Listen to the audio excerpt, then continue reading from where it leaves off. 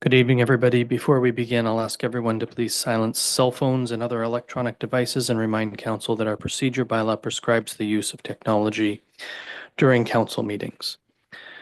It is 6:30 p.m. I'll call this meeting to order. As we begin our meeting, I acknowledge that we are gathered on lands that have been inhabited by Indigenous peoples from the beginning. We respectfully acknowledge that the Mississauga and Anishinaabe have been the stewards of this place, and as we hear the truths behind our shared stories, reconcile them with our past and with who we are today, we acknowledge that we are working toward right relations as good treaty people.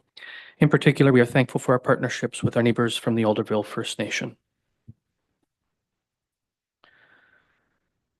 I have a motion to approve the agenda moved by Councillor Butwell, seconded by Deputy Mayor Anderson, that Council approve the December 16th, 2024 Council agenda as presented. Is there any discussion? Those in favor? Being none opposed, that motion is carried.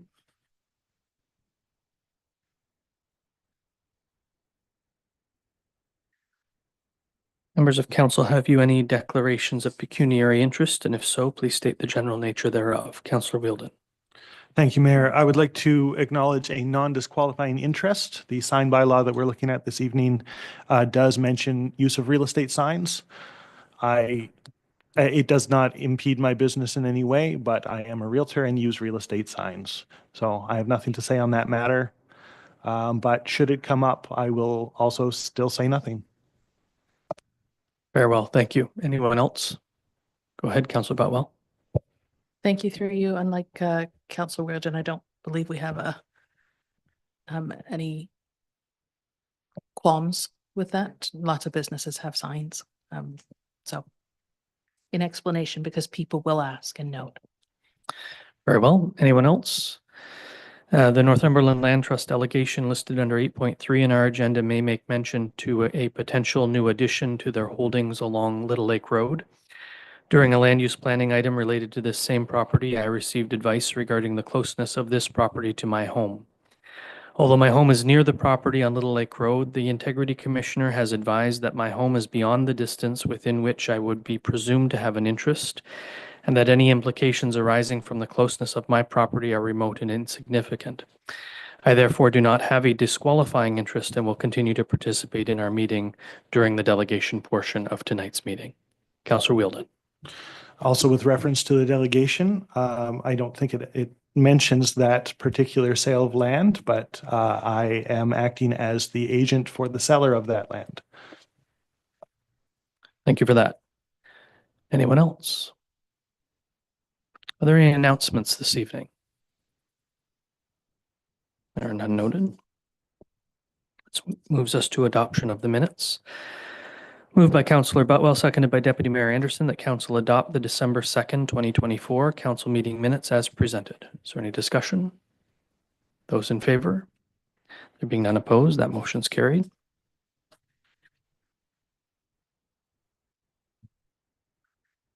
And a motion moved by Councillor Rowley, seconded by Councillor Wheeldon, that Council adopt the December 9th, 2024 Council planning meeting minutes as presented. Is there any discussion? Those in favor? There being none opposed, that motion's carried.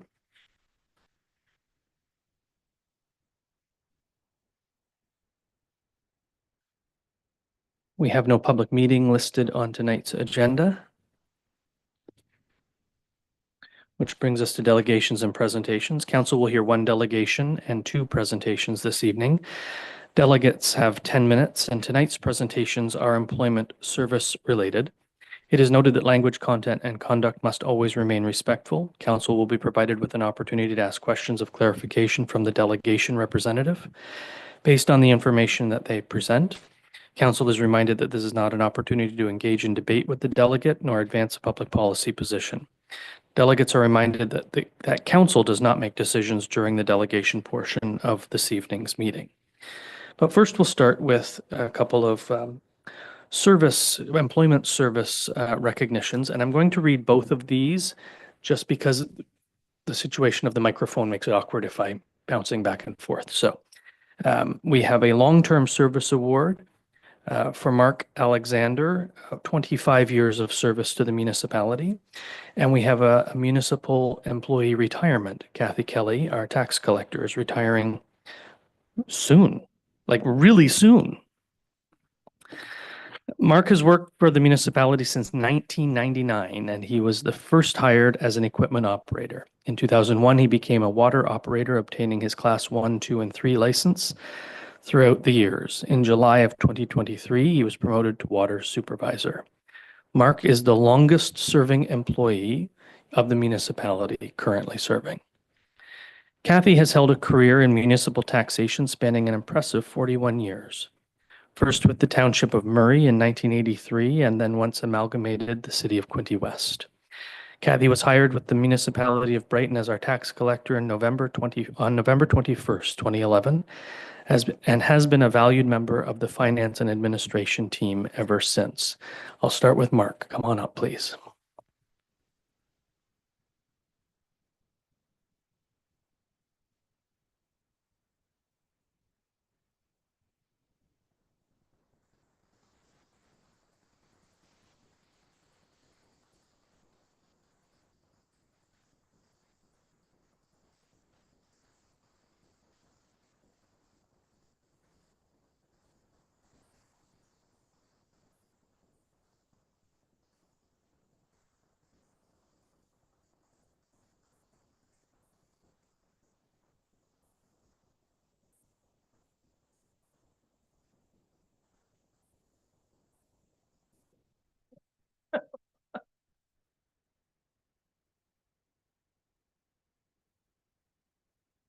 Okay, Kathy.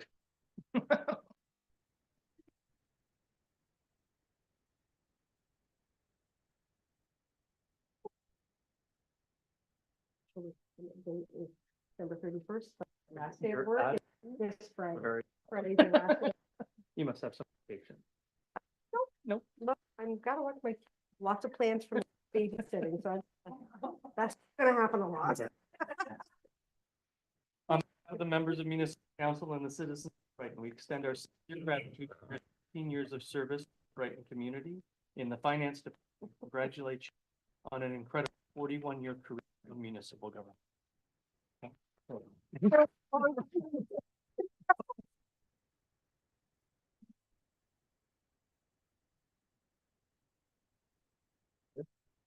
Thank you.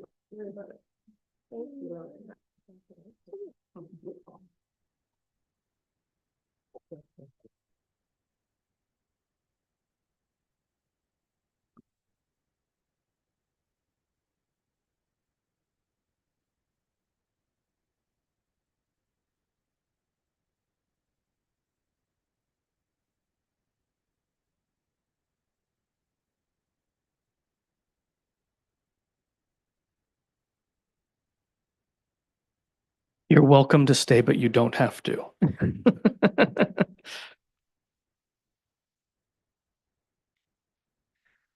So I'll call up the delegation as our long-term service employees are departing the room. Leslie Abram from the Northumberland Land Trust.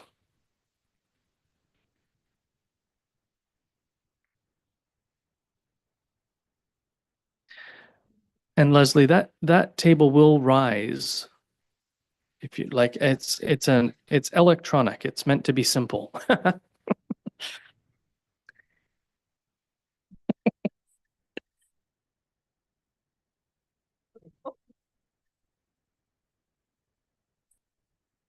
Okay, perfect. Well, thank you to all of you for inviting me. I guess I invited myself, but I appreciate the opportunity to speak to you. My name's Leslie Abram. I live up on Goodrich Road near Goodrich Loomis Conservation Area, and I've lived in Northumberland County since '97. And I'm here representing the Northumberland Land Trust. I'm a volunteer with the Land Trust and have been since about 2016. And currently I'm on their board of directors and I do communications and public outreach. And so I'm here just to let you know what is happening with the Land Trust, because a lot of it has to do with Brighton and Brighton Township. We've had a terrific few years and we're growing. One of the things that I love about Northumberland County, and one of the reasons that I moved here, is because of the natural beauty of Northumberland County. And now doctors know that being in nature is good for us. They even prescribe going for nature walks and being out in nature. And so nature, of course, in the Land Trust, we are preserving land for wildlife, but also for people. And the Land Trust is a private charitable organization. We have currently 14 nature reserves in Northumberland County. And the organization is run completely by volunteers, except for one very, very overworked young employee who's doing a wonderful job. And it's amazing what we can do with just this huge volunteer base and our base of supporters. In the next few years, we're going to be growing a lot. Our goal is by 2030 to triple the amount of land that we have in our care. Currently, we have just over 1,200 acres. This coming year, in early 2025, there will be 3 new nature reserves. And we've been working on most of these for quite some time. The first one that's going to be happening is in Brighton Township. We're calling it the Biddy Creek Wetland, but it's to the east of Little Lake, south of the 401, north of Little Lake Road.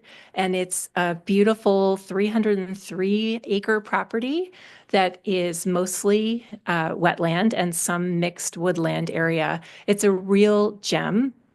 And Northumberland Land Trust normally doesn't purchase properties. Normally they're donated to us. But in this case, we had the opportunity to pair up with Ducks Unlimited Canada. Ducks Unlimited has very deep pockets. And so we were able to go half and half on the fees, which made it available to us. And we've done this massive fundraising campaign. We're about 70% of the way there. And we're going to close this property we're calling it the Biddy Creek Wetland property. We're going to close it January 31st. So it'll be a done deal. And this will be our 15th nature reserve, which will be really wonderful. We have 2 more nature reserves coming this year as well in the spring. One is just over the Crammy Township line near Goodrich Loomis Conservation Area on Pinewood School Road called, it'll be the Haddon Nature Reserve. It's about 91 acres, mostly of woodland, donated by Derry Haddon.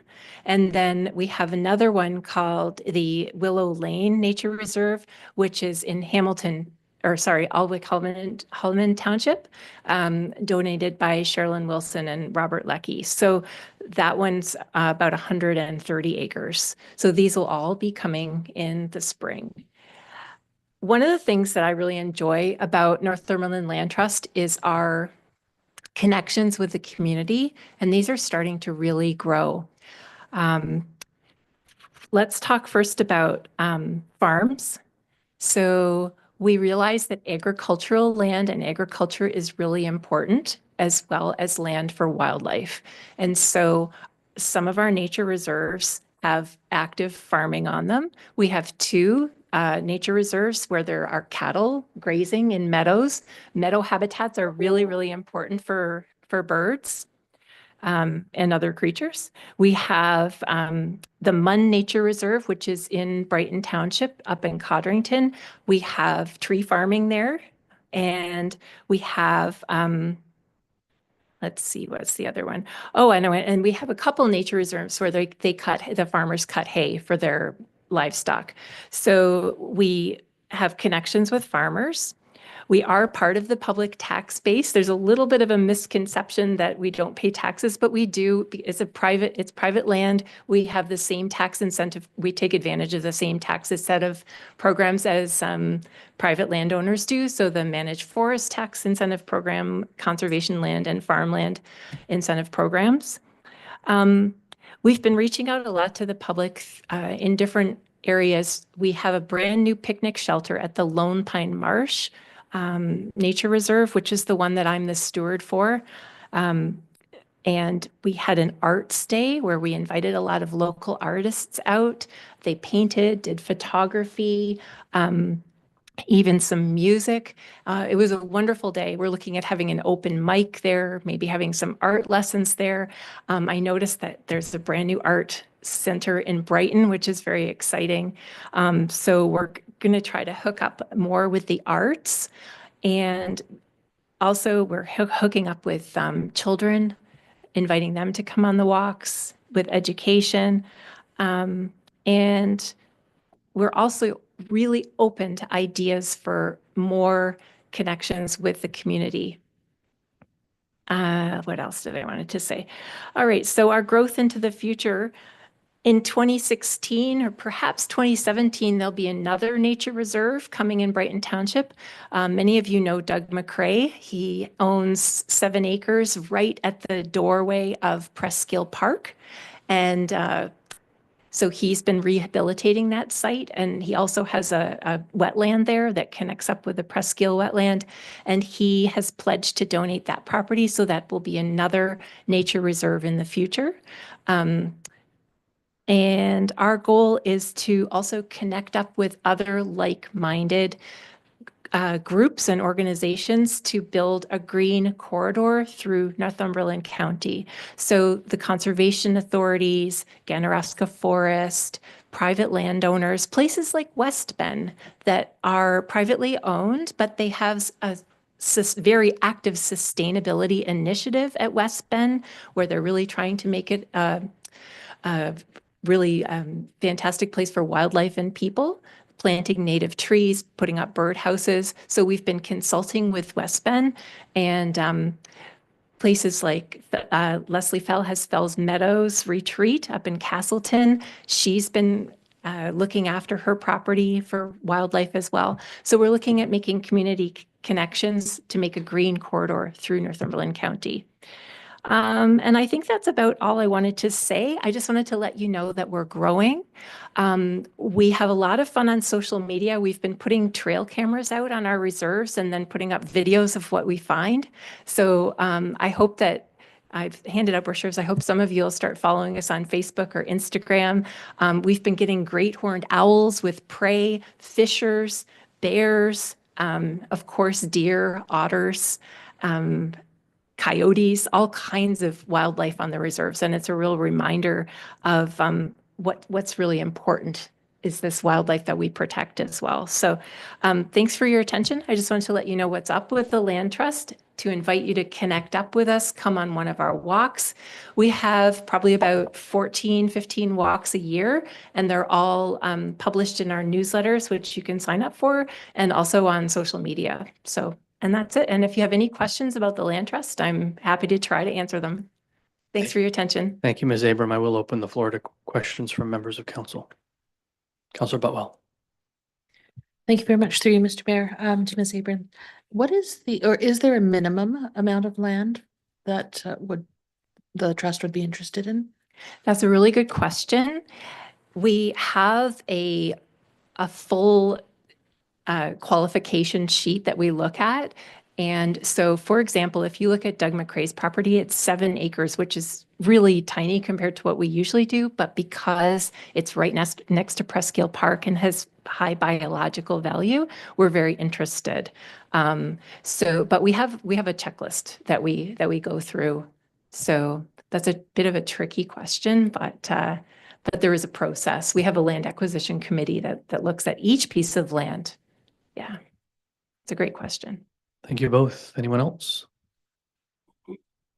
Thank you very much. Thank you for your time. Appreciate your time. I have a motion moved by Councillor Wheeldon, seconded by Councillor Rowley, that council receives the delegation from Leslie Abram, Northumberland Land Trust. Is there any discussion? All in favor? Being none opposed, that motion's carried.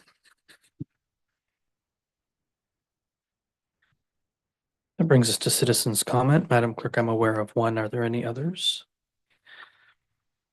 So as I call up Mr. Green for your citizens' comment, I will remind everyone that citizens' comment is an opportunity for members of the public to submit comments or ideas to council on matters appearing before council on tonight's agenda. A maximum of 10 minutes is set aside for citizens' comment, leaving each speaker with 2 minutes to provide council with their comment.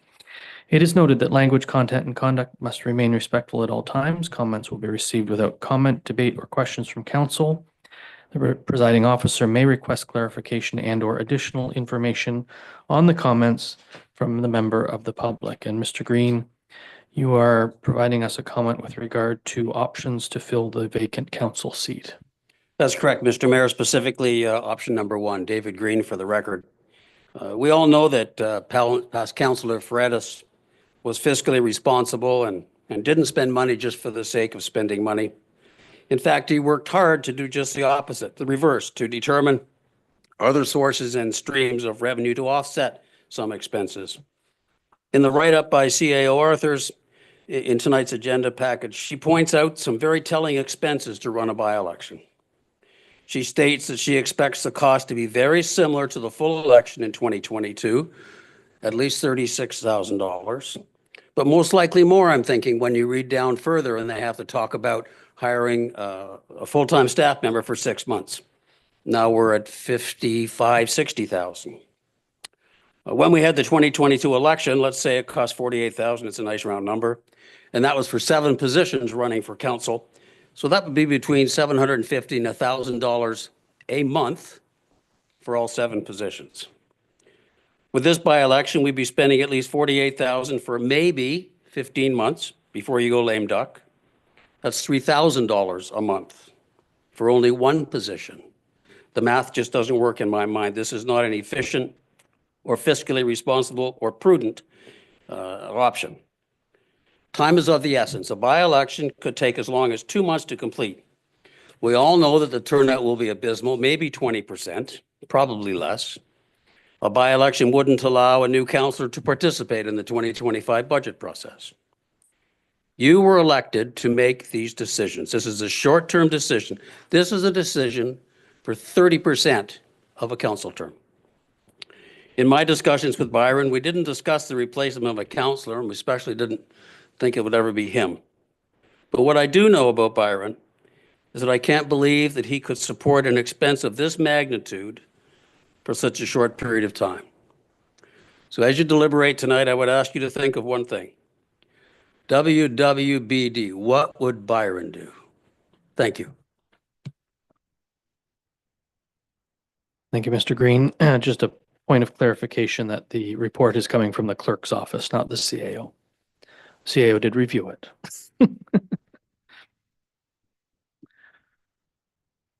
I have a motion moved by Councillor Wright, seconded by Councillor Wheeldon, that council receive the citizens' comments submitted at the December 16th, 2024 council meeting. Is there any discussion? Those in favor? Being none opposed, that motion's carried. And that brings us into staff reports. The first staff report was deferred from the last meeting with regard to a film policy report. Manager Hagerman, we've read your report. Do you have anything to add or highlight? Not at this time, Your Worship. Thank you. I have a motion moved by Councillor Butwell, seconded by Deputy Mayor Anderson, that council adopt the filming policy for the municipality of Brighton. Is there any discussion? Councillor Wright. Through you, Mr. Mayor, to Mr. Hagerman. I'm assuming that much of this is just very kind of, where'd you go? I'm right behind you. Behind me.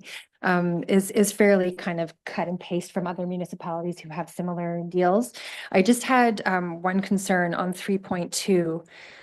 Permits authorizing filming on streets in residential areas between 11 p.m. and 7 a.m. will not be improved unless all affected residents have been notified in advance. The comments above about filming during daylight hours, that it has to be approved by the affected residents. Can we possibly add that in? Because it's one thing to notify, but another thing to have approval, especially over the nighttime hours. That would be my concern about that particular spot. Through the mayor to Councillor Wright, whatever council's wishes are, we will go with that. In terms of amending the policy at some point.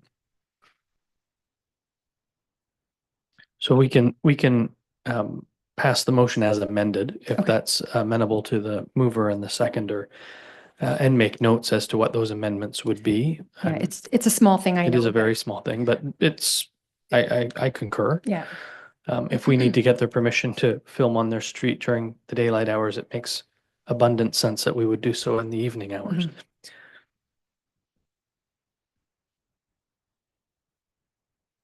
So on 3.2, we would be seeking a note that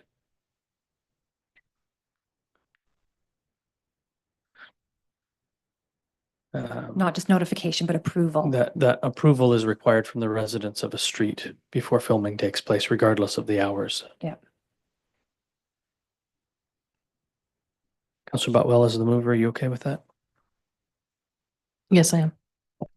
Deputy Mayor Anderson, you're okay with that? Is there any other discussion?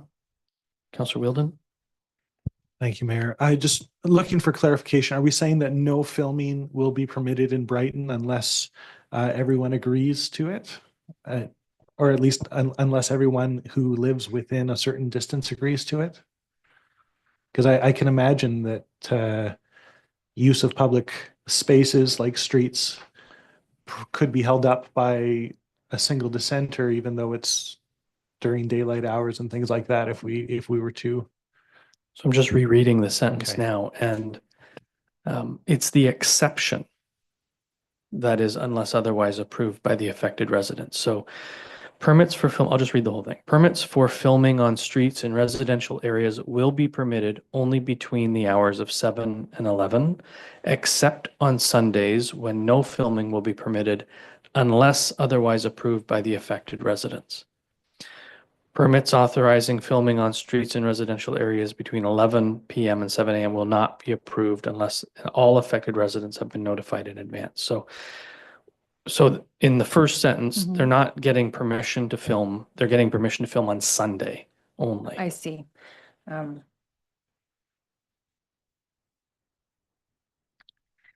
But I still I would, kinda so, think- and I'm fine with that paragraph, the way it stands, but the second paragraph, I think, if there's filming to be done at night, I mean, I get complaints because we're clearing snow, Yeah, which we have to do, but I still get those complaints because of the noise of the trucks or when the street sweeper goes by in the spring on some of the tighter roads. So I think permits authorizing filming on streets in residential areas between 11 p.m. and 7 a.m. Will not be approved unless all affected residents have approved the filming. I think that would be appropriate. Does anyone, yeah. what do we think? No? Councillor Wheeldon? That does make sense to me. I worry that it would put a bit of a chill on economic opportunities for the community if a single concern could stop an entire project. I imagine that people wouldn't be willing to put up the risk of starting a project in Brighton if one complaint could tank a night shoot that's necessary for their film or something like that. So I understand what you're saying though, and I think that existing residents matter too. So I'm willing to vote for that. And if we would discover we've lost, many hundreds of $1,000s of economic opportunity because of this particular limitation, then I'm sure economic development would come back to us and say, we're losing out on a ton of opportunities here because of this, because of maybe one person on, whatever residential street. I'm also certain that we could probably field this around other streets where we could find people willing to host a later night shoot in the community at the end of the day. So mover and seconder still okay with the newly revised amendment? Go ahead, Councillor Botwell. How did you know?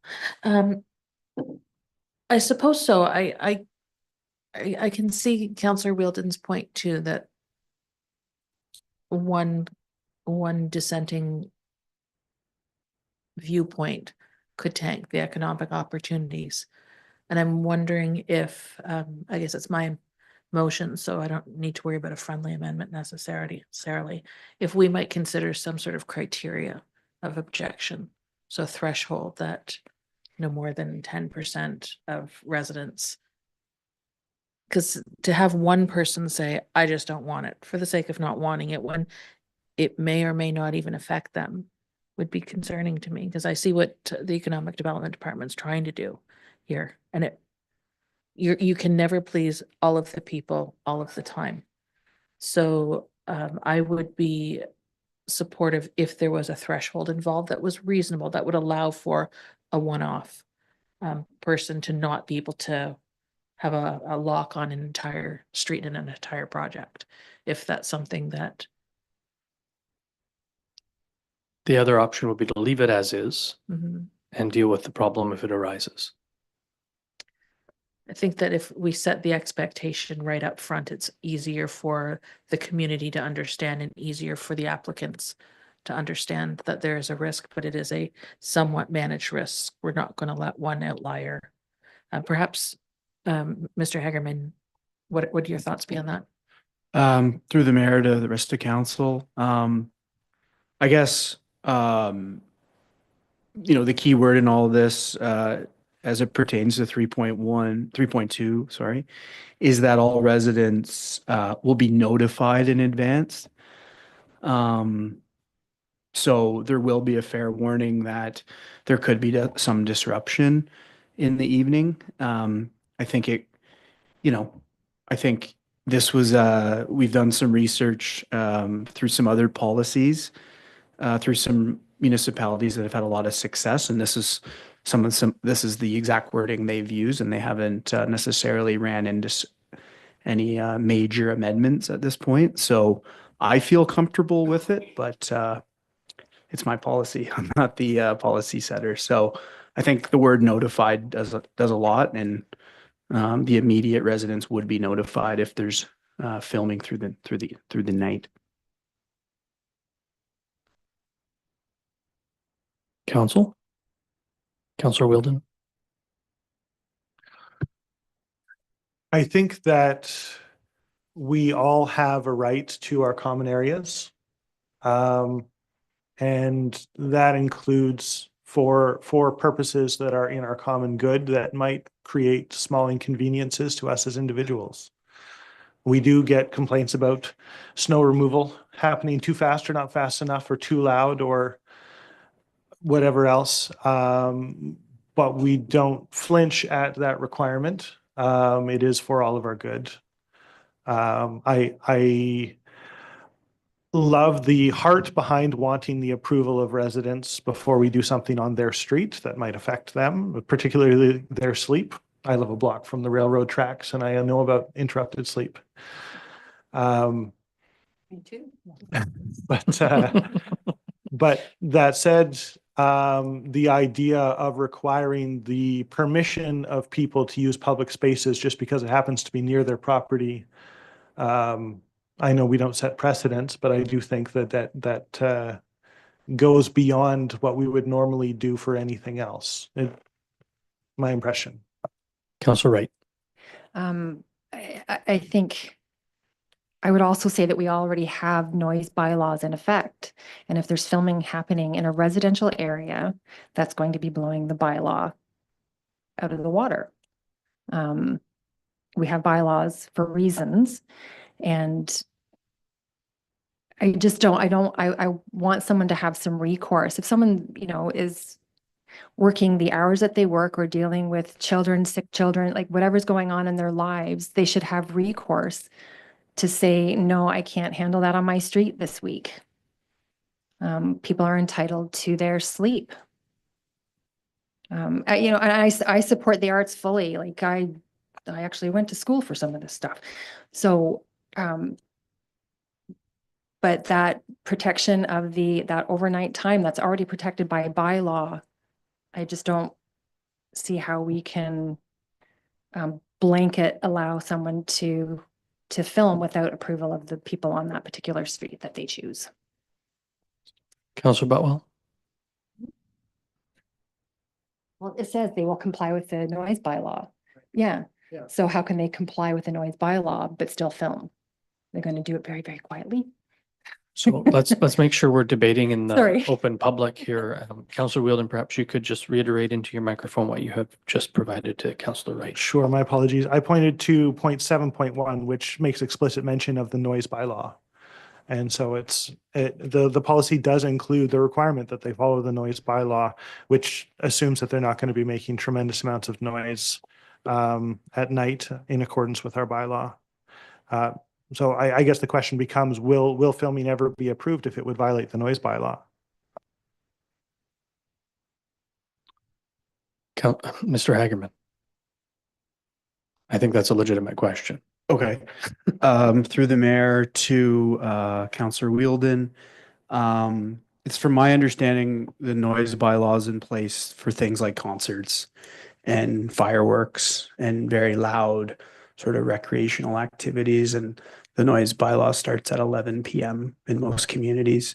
So if they're telling us that they're going to comply with the noise bylaw for any overnight shoots, my interpretation of it is that they won't be loud concerts, loud fireworks, loud pyrotechnics. It'll be something of a manageable volume. Very quiet gunfire during a chase scene.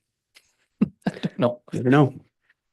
I don't imagine that Brighton is going to attract a film with, a chase scene and gunfire. I think that we're going to attract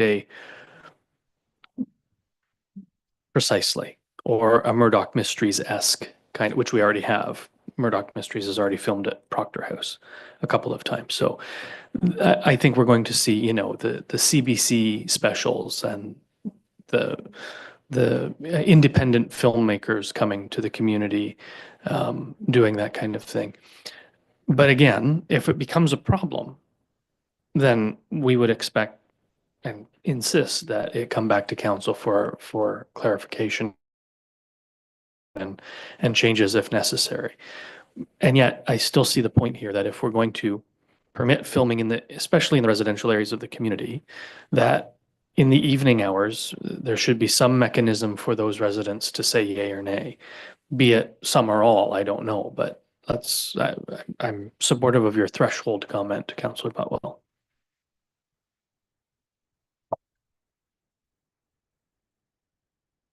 Again, thank you very much. So another thing that I've done, I've worked on film sets before, done a little bit of everything. Great people working hard when they are on a schedule, though. And if there is no mechanism for enforcement, no matter what we put on paper, none of it's going to matter. We wouldn't have any mechanism to enforce a noise bylaw overnight. And by the time the morning comes and we get complaints, it's already happened. I think that I don't disagree actually with Councillor Wright as well. Like you said, Mr. Mayor, we're talking about a residential neighborhood. I am privileged to have a 5:30 a.m. wake up call for snow plowing. But I look at that as that is a benefit to me because my street is plowed nice and early and I don't have to worry about going out. A threshold as a maximum and outside, but I agree with all sides of it. I can see it being an obstacle for a filming company to have to manage if we were to say no overnight with a blanket, everyone says no. If it is one household out of 20, that's, I suppose that's still significant. What was the original amendment that was asked for, Bobby? Sorry, Councillor.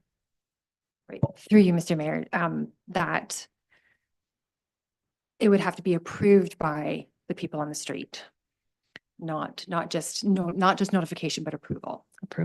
So if I may, Mr. Mayor, to Mr. Hagerman, what kind of notification timeline are we generally looking at to residents? From the mayor, through the mayor to Councillor Butwell, I don't know.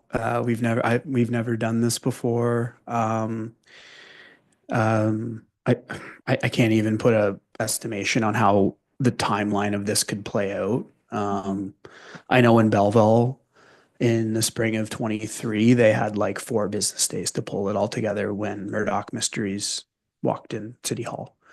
So it could be something like that.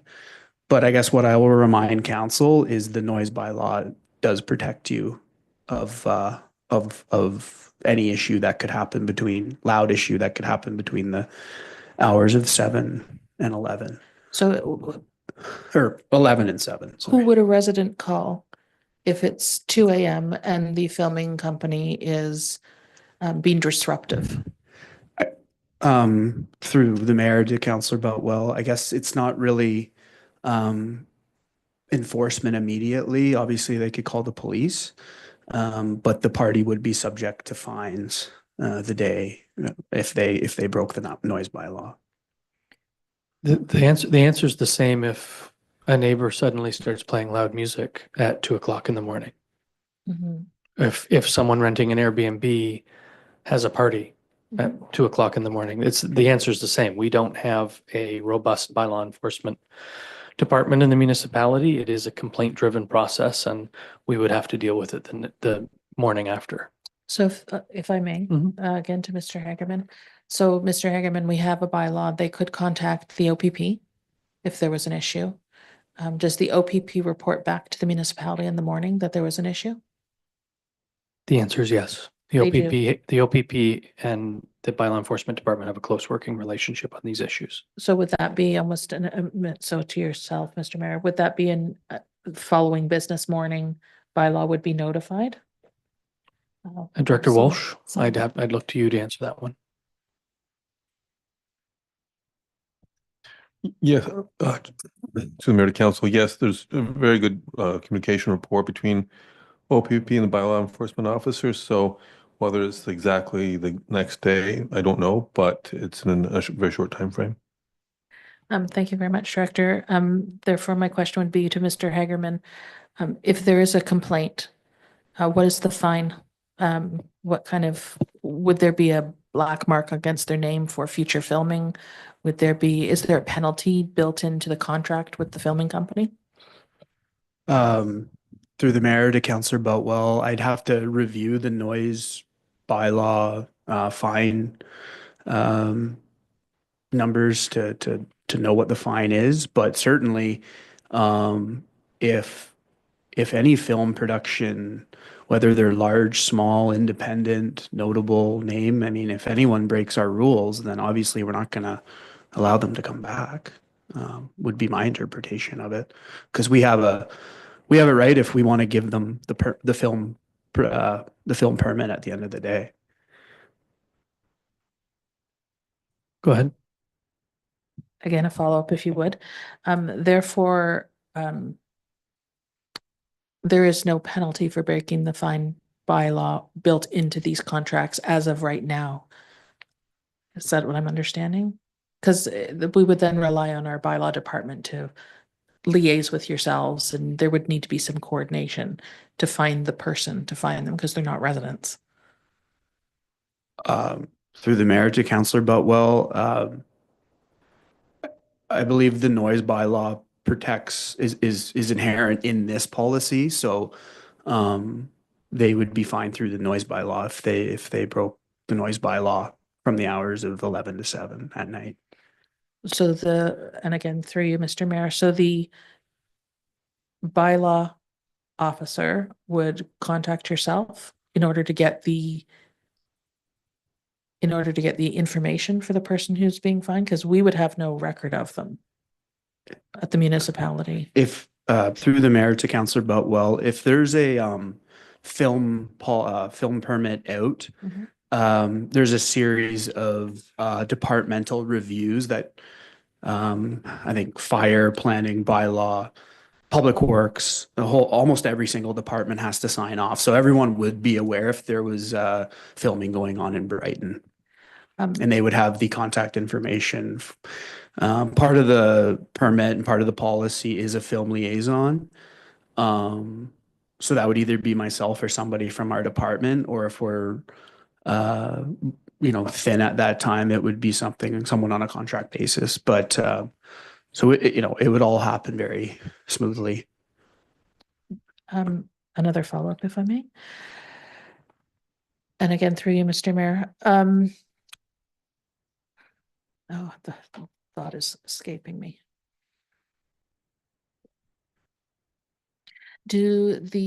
As part of the contract, does the film or the production company, do they offer up like I want to call it a deposit to be held if there are any damages, additional costs that the municipality undertakes that we could then apply that fine towards and not refund them? There is a security, That's there is a right, security note here in the report. Yeah, I don't recall that. I didn't recall that. Just looking for it. Yeah. Do you have it at your fingertips by chance? Mr. Hagerman?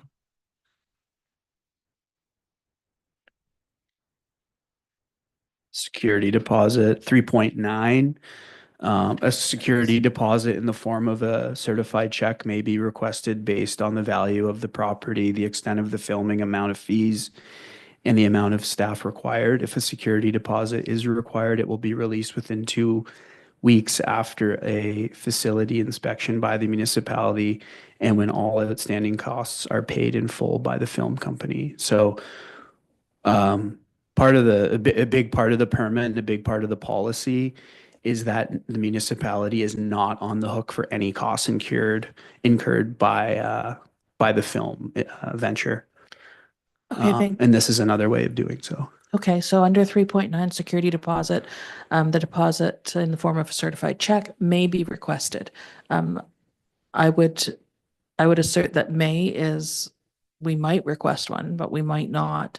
So is there a way to ensure that we are holding funds so that if there is some sort of dispute and the bylaws involved, and OPP's done their appropriate reporting, that we then refund only the remainder that they're entitled to? Through the mayor to Councillor Boutwell, if it's something of a noise issue, especially through the nighttime hours, my recommendation to the whole process would be that we're following our noise bylaw. If it's more something related to damage, I think that's where the security deposit and the damage property in 3.11 policies come into effect. I would stick to our noise bylaw framework for everything else as it pertains to breaking the noise bylaw. So then bylaw would be assessing the penalty against the production company and hoping that there would be a reimbursement or not a payment against that. Not part of the security item. We would be hoping that they would pay for it. Yeah, correct. Okay, then I would, as a mover of the motion, then I would be amenable to the recommendation by Councillor Wright. Which would require all people on the street to approve evening, we'll call nighttime shoots. So I've written as amended as part of this. Deputy Mayor, you're okay with that? Mr. Hagerman, are you clear as to what the amendment is? It is 3.2 and it's the nighttime shoots that all residents on a street will have approval before a nighttime shoot is permitted. Okay. Anything further from members of council? All in favor? There being none opposed, that motion's carried as amended.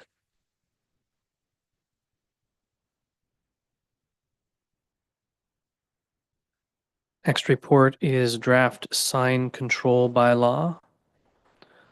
The report was prepared by Bylaw Enforcement Officer McGee. Director Walsh, we've read the Bylaw Enforcement Officer's report. Do you have anything to add or highlight? Nothing further to add, Mayor. Thank you. I have a motion moved by Councillor Rowley, seconded by Councillor Wright, that council receives the staff report dated December 16th, 2024 as information regarding a draft sign bylaw, and that council directs staff to seek public input for a period of 30 days regarding the draft sign bylaw, And further, that staff report to council on public comments received and a recommended signed bylaw for council's consideration. Is there any discussion? Councillor Wheeldon? Thank you. I recognize that this is not a finalized bylaw because it's going out for public comment. I do want to note, as I did the last time we discussed this, that I believe that LED lights along highways are fundamentally distracting. That is their function, to draw attention to themselves. And particularly in the evenings, I find them actually quite dangerous. And night blinding, I do notice that in this bylaw draft that it does say that those lights will be shut off after business hours. I don't think that's currently happening in our community, but I would suggest that be amended to after dusk, so as not to become a threat to the roads. And I would also like to suggest that we not have any billboards within Brighton. I know county roads are regulated by county bylaws, but I would like us not to have billboards in town. Thank you for that. And there will be an opportunity for council to speak to this once the public comments come back, but I'm sure I see Director Walsh making a couple notes over there. So we'll see what comes back in the form of a bylaw or form of recommendations after the public meeting. Any further discussion? All in favor? There being none opposed, that motion's carried.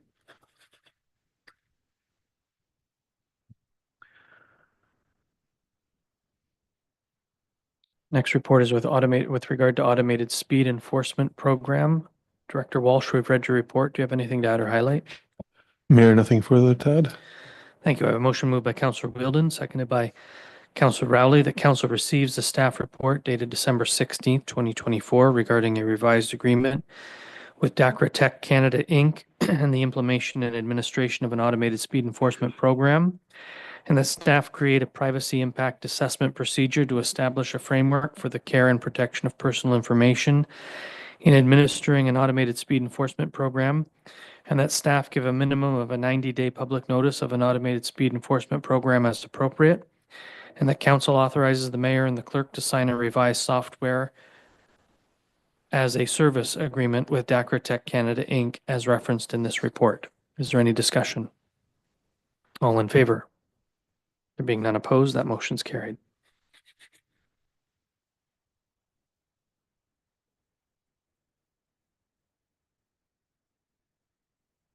Our next report is the 2025 Budget Timetable Report. It was prepared by Director Whitfield, CAO. Do you have anything to add or highlight? No, Mr. Mayor, nothing at this time. Thank you. I have a motion moved by Councillor Wright, seconded by Councillor Wheeldon, that council approve the budget timetable as presented. Is there any discussion? Those in favor? Being none opposed, that motion's carried.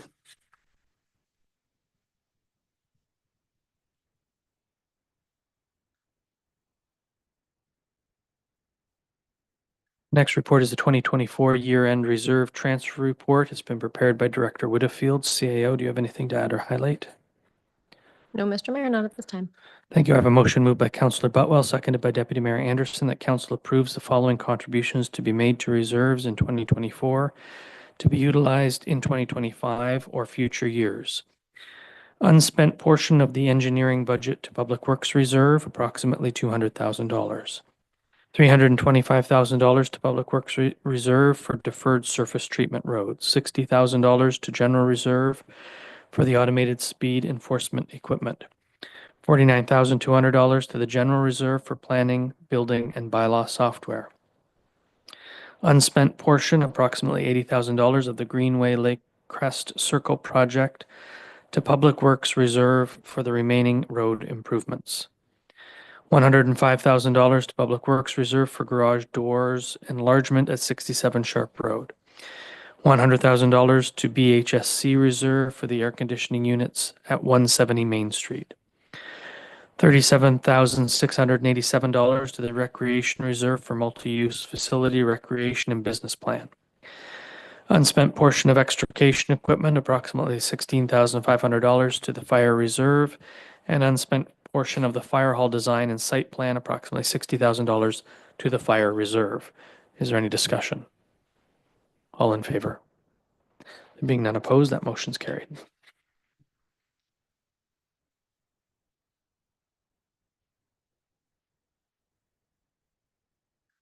Next report is the 2025 to 2027 non-union agreement. Manager Smith, we've read your report. Do you have anything to add or highlight?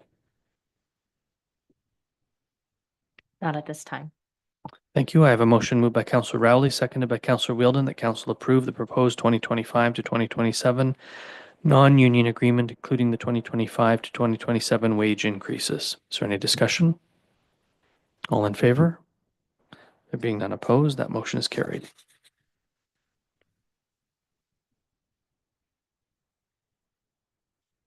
That brings us to options to fill the office of councillor vacancy. Madam Clerk, we've read your report. Do you have anything to add or highlight? Not at this time.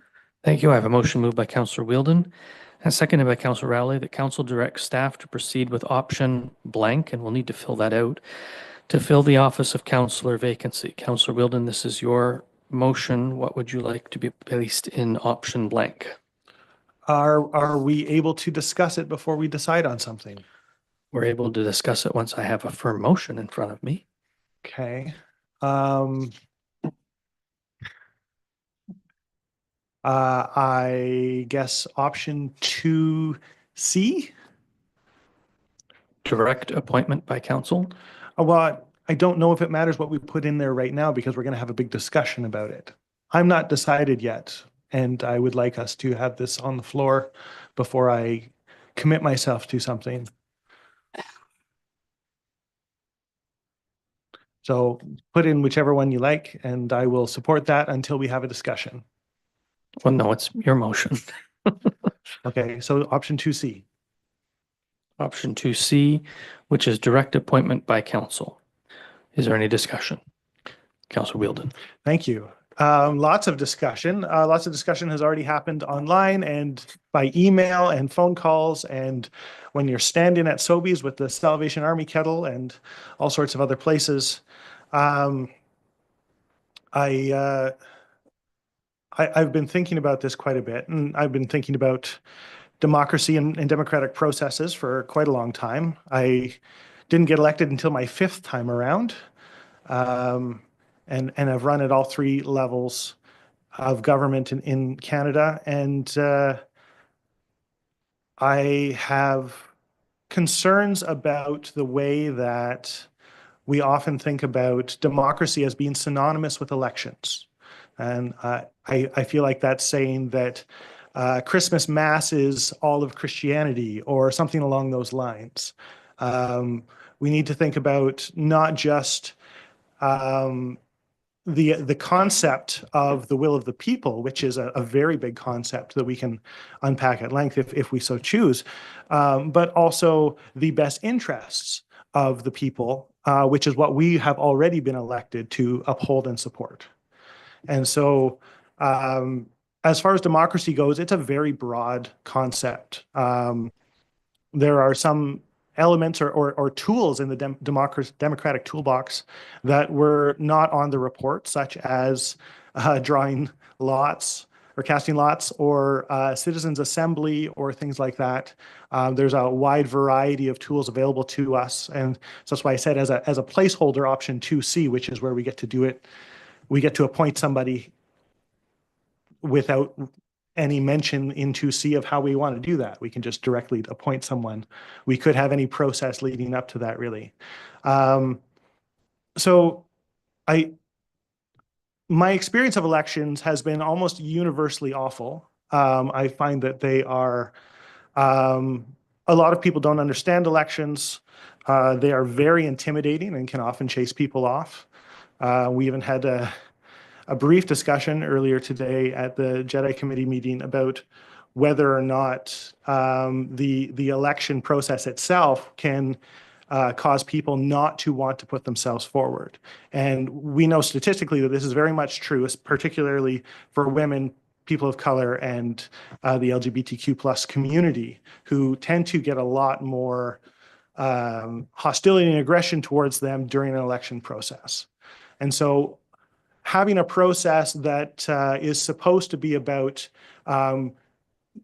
bringing in someone from the community to represent the community, knowing full well that people who are minorities within the community will effectively have the deck stacked against them or be intimidated out of even putting themselves forward is concerning to me. We also have already heard this evening about the simple practical logistics of timelines and costs. Having an election is the most expensive and time-consuming process. And that's not nothing when we have a lot of stuff that we need to do over the next little while. The amount of time it would take for our clerks to run the election would effectively mean that they could do nothing else during that time. So we would be shelving all committee work until the election was over. So those things are things that we need to consider as well. So the idea of doing it democratically in a way that allows the people's voice to be heard is important, but it's not the only consideration. And so these are things that I've been musing on.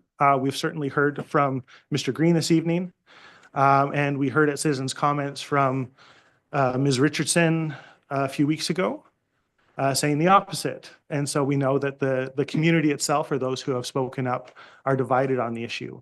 I would love to hear from other members of council on their positions on this, and we can continue to discuss.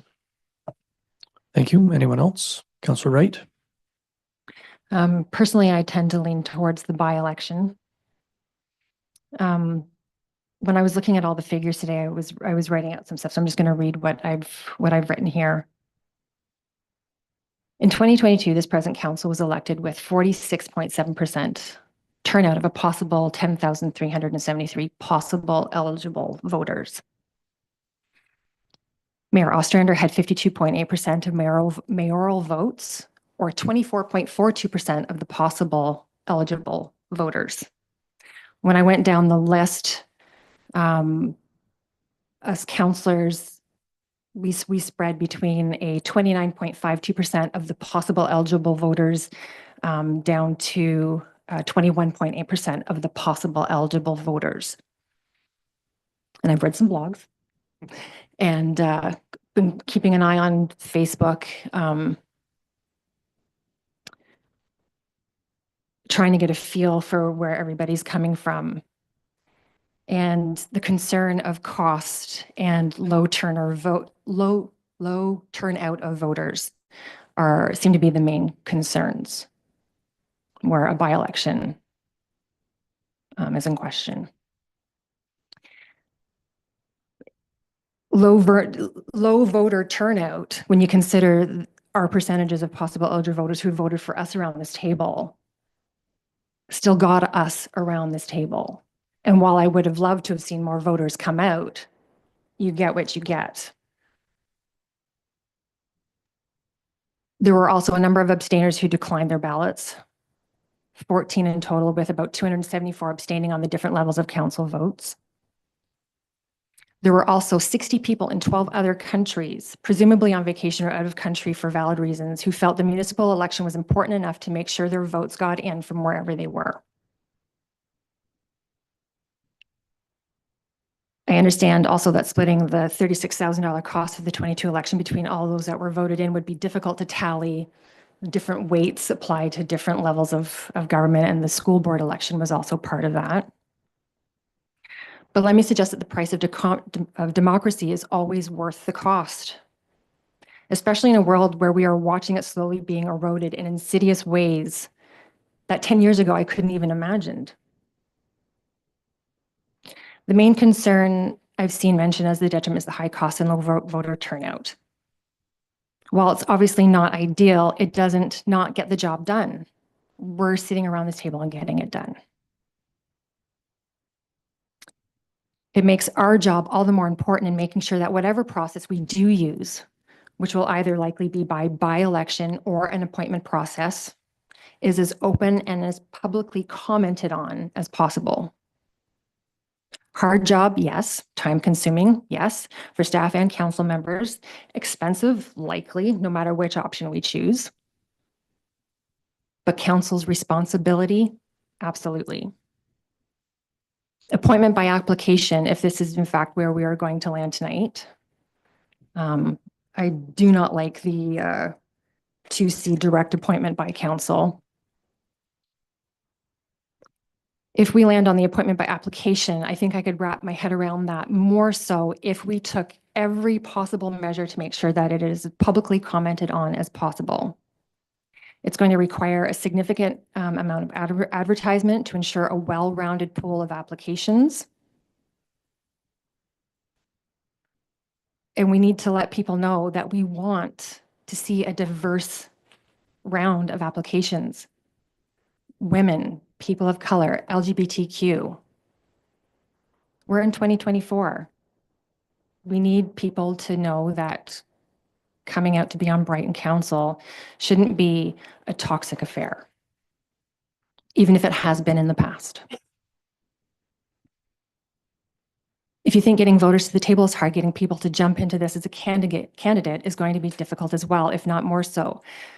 Advertising across all channels available, a dedicated space on the website for candidate biographies and contact details, inclusion in the community newsletter, Facebook ads.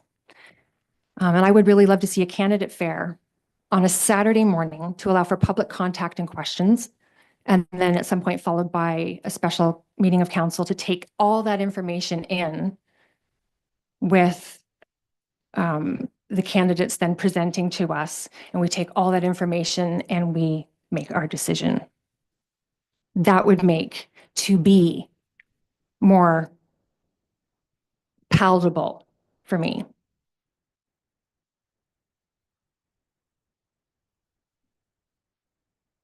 This cannot be a quiet decision process wherever we land tonight. We've heard Councillor Fred is being spoken about tonight. And it's not lost on me that his seat is empty across from me. He was a man who loved his job here around the council table and was clear to jump into things with enthusiasm and with all respect and responsibility to the voters of Brighton. We must make sure that our decision tonight honors those same values to honor him. Thank you for that. Anyone else? Councillor Rowley? It's a little hard to follow Councillor Wright with all her passion there. Good job, not to be derogatory. My option will be option 2B as far as appointment by for call for applications.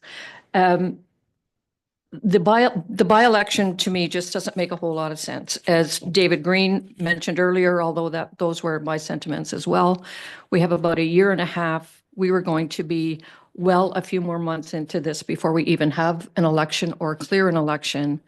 And as well, not only cost for dollars, but cost for time for staff. We are behind the 8 ball already with a lot of responsibilities going on here, budget being one of them.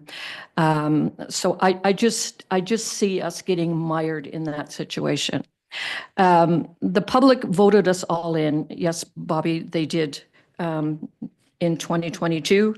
They elected us to make good, sound decisions for them. Having, like I said, putting this out for people to apply, we can certainly review those. I do believe that it needs to be public, however the discussions go on, but I don't think we need to be running this into March and June. This is going to take far, far, far too long, and we're going to tie ourselves up far too deep in everything else that we're going to miss on many important jobs to do. Thank you, Councillor Butwell. No, I think we have to make this decision within 60 days of last Monday, do we not? Yeah, we have 60 days from last Monday to make this appointment or to provide an answer to the people through election, by election, if that's what we want to do. So the question is, in a very Shakespearean way, to be or not to be tonight. I think that's what's confronted with us. And I agree, freedom is never free, and democracy tends to be an expensive process, necessarily so because of the need to be accountable. I worry that running a by-election would limit the number of candidates willing to put their name forward. And I think that an application process would less limit that process, even if we made it incredibly open, incredibly transparent, incredibly accountable, as we do with almost everything around this table. We are, as I say often, the most transparent, accountable, and open level of government that ever was, by nature of our act and by nature of the fact that as the government closest to the people, we have no choice but to be. And we want to be. Don't get me wrong, everyone. We want to be transparent, open, and accountable. I think asking our community to go to the polls 3 times next year, which is what we will be doing if we add a by-election to the mix, is untenable to me. I spent a good deal of today watching democracy as drama unfold in Ottawa. And as much of a political animal as most of you know I am, and as thrilling as I thought the announcement this morning was, I was like, ooh, good. This is going to be fun. It's also not fun. It's also disruptive. It's also concerning for this wonderful country of ours that elects people from coast to coast to coast, and the incredible damage that is being done right now as we speak, to individuals as well as to parties and to the country.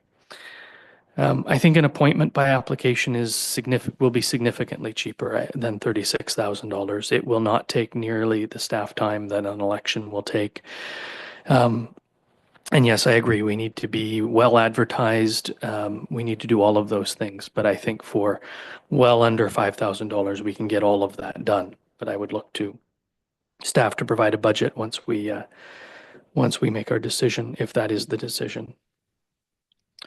So those have been my thoughts over the course of the last many days and weeks. And yes, I too have been getting phone calls, and I've been meeting with folks, some who've expressed interest in offering their time to council, if that's by one method or another. Some offering their advice on whether a by-election is a good idea or appointment by application is a good idea. I've only had one person suggest to me that we appoint directly.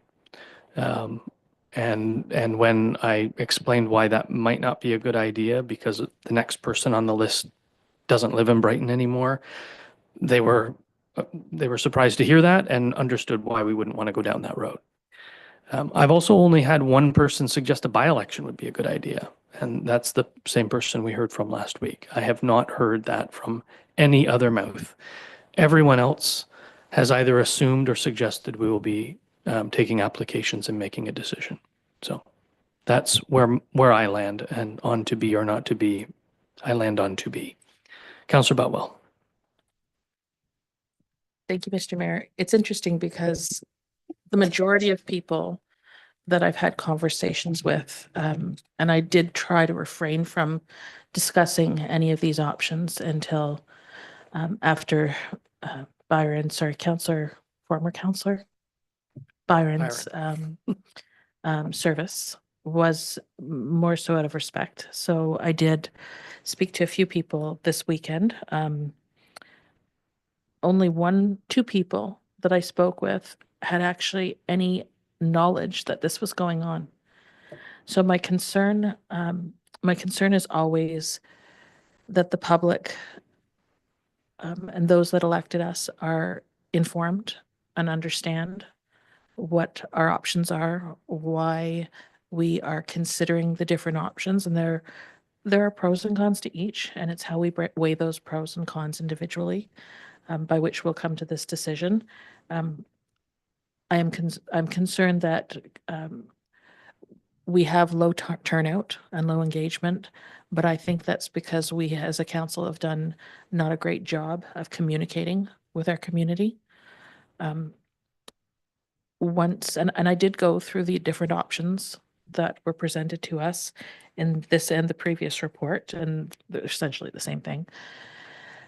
And my experience was that only one person thought that because there's further information that's not in the report, which is fine. It is what it is, but there are costs that were not outlined to other options, only costs associated with the by-election, that when attempting to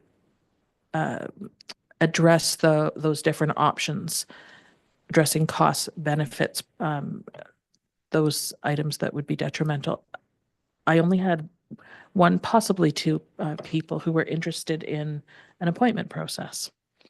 So I obviously have my own views. I do defer to those in our community who elected me to be here. It is sometimes difficult to put aside what would benefit us and us as a council, the general us, just because it's allowed. And I'll liken it to my experience that I have as a realtor.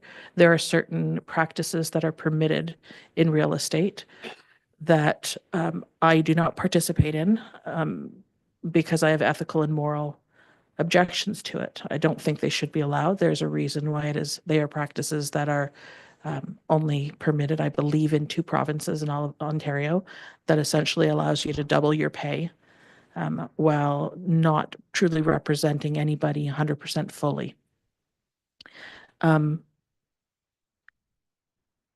easiest thing to do, the easiest thing to do would be just to appoint somebody straight out. But each one of us would have a different view of who we feel would be best sitting at this table, because we all approach these things with biases. So I look at, ideally, what would the people in this community like to see? What would be best? What would honor their integral participation in the democratic process? And democracy is political. I know that Councillor Wilton and I have had conversations about what kinds of democracies are good, what are bad, what are, and trying to rank them. But this process is a political process. It is not a bureaucratic process. Having people stand and run for office, they're incredibly brave.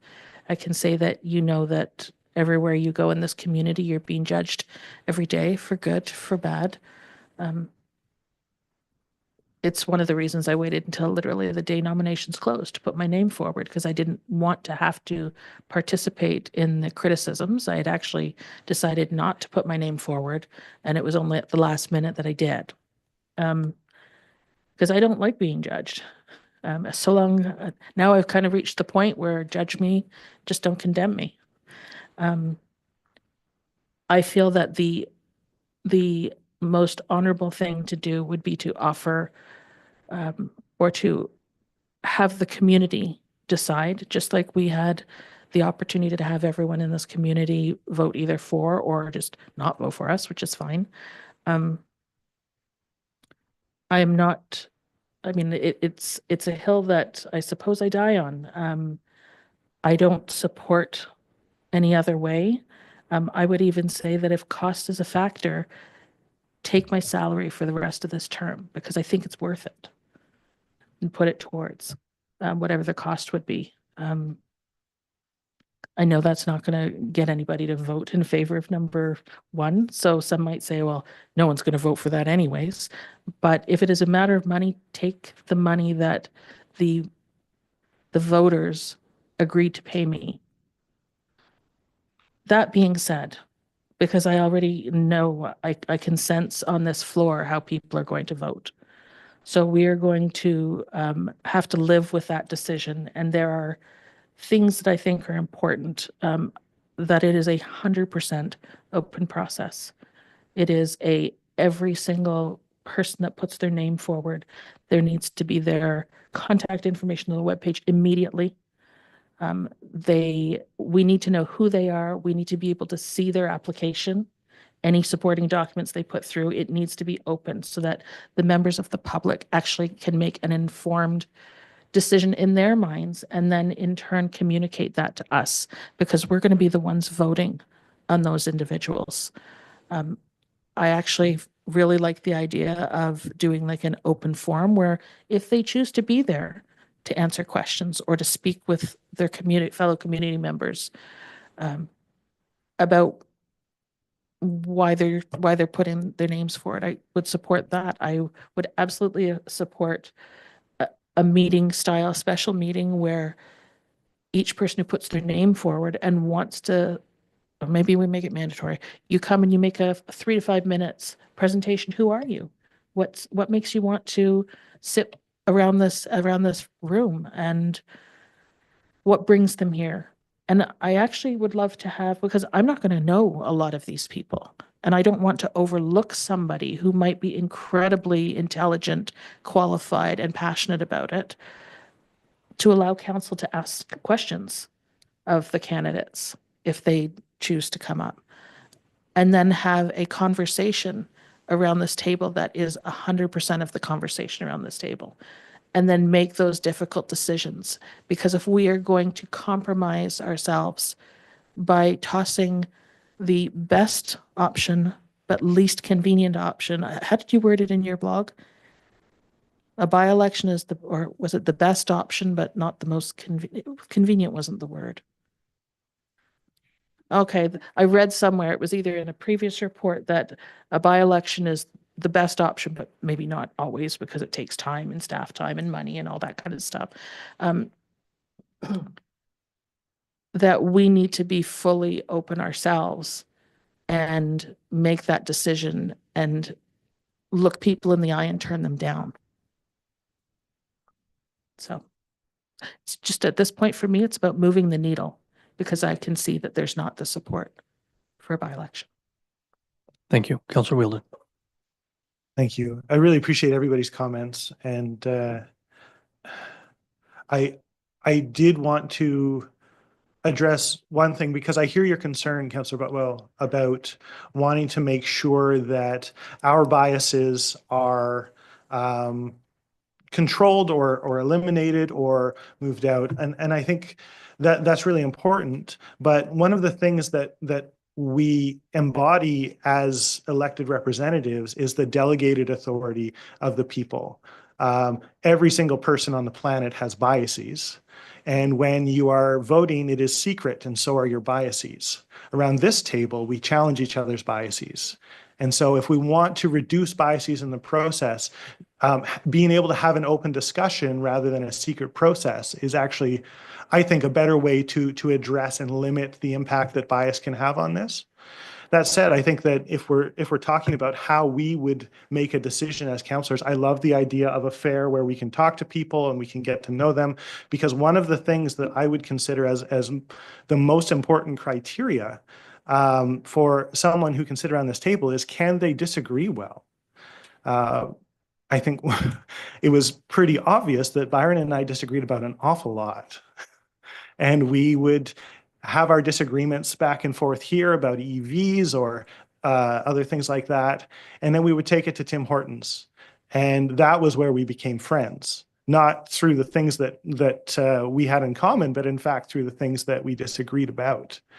One of the things that I am most concerned about, you talked about the Mayor Ostrander and Councillor Butwell both talked about the concerns that they heard from members of the public. And I'll say that when members of the public talked to me about which option they thought might be best, several of them talked about it in terms of what would be the least disruptive or what would limit criticism. And so one person wrote to me and said, well, a by-election is a way of limiting criticism from people who will think you're not legitimate if you don't pick that option. And a lot of the language that I heard from people was about that as well. And so I was thinking about, is limiting criticism the basis of good governance? And I'm not sure that it is. That said, I think it's important that we maintain the public trust and inspire public trust in our decision. And so being as open and transparent as possible, which I've heard around this whole table, is a resounding yes from me. But wanting to be able to have a conversation with someone, be able to say, is this someone that we can get along with and disagree well? Is this someone who is going to make me think harder, or is this someone who's going to blow up a meeting? Because that happens a lot in politics. I mean, watch question period for 5 minutes. It's an absolute debacle. And I don't want our remaining 2 years of this term to look anything like that. And so when it comes down to, how do we choose somebody who's going to not only be thoughtful and committed to the community, but also committed to the process of working well through disagreement with the rest of us. I feel like if that's the thing that's going to make us, all of us, work the best together and come up with the best decisions together, I'm not sure that's something we can do through an election process. Does that make sense? I feel like there's no real contact, and in fact, the election process is so combative that's where we often see the most misinformation and the least ability to make an effective choice, because they're high pressure, they are combative, and frankly, no matter how good our communication department is, we cannot. Good information does. What is it? A lie goes around the world before the truth gets its boots on.